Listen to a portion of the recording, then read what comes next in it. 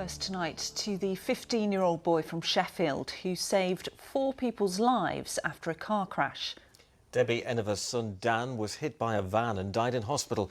But thanks to a conversation he'd previously had with his mum, she felt able to donate his organs. Debbie says it's helped her come to terms with her loss.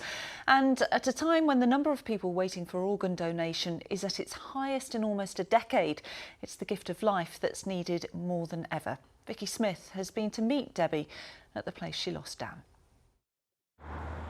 He didn't come home, and so I came down to find out where he was and found police cars instead.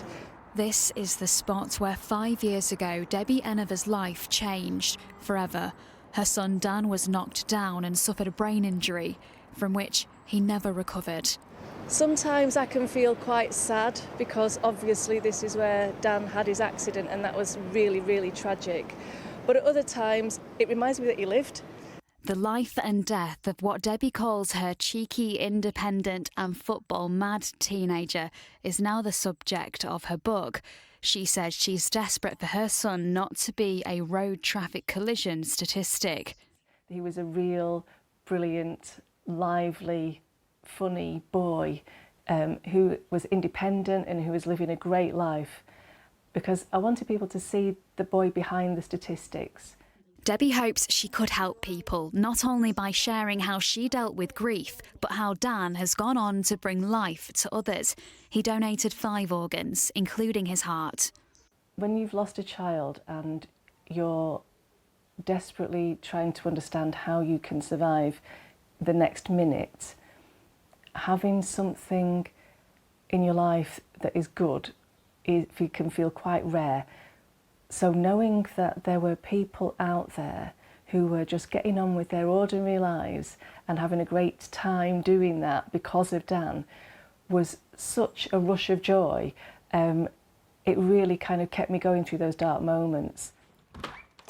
Hiya, come on in, come on One of the people who received Dan's kidney is Paul. All right, nice to see you. Since his surgery, the families have turned tragedy to friendship. I've always felt sorry for Debbie.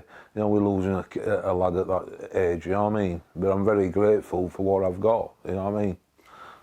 And how do you feel about Dan? Dan, it's like, I've seen that many photos of him now, he's like one of my sons now. Yeah. We've adopted Dan and never met this lad, but everything we hear about Dan is out of this world. His friends speak so highly of him, Debbie's friends speak so highly of him, it's uncanny. Only 1% of people die in circumstances that allow them to donate organs. For Debbie, that makes her son all the more special.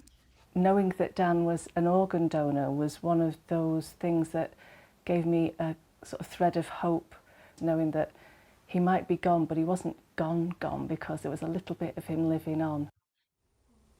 Such an inspiring story from Debbie, and thank you very much for sharing it with us, Debbie.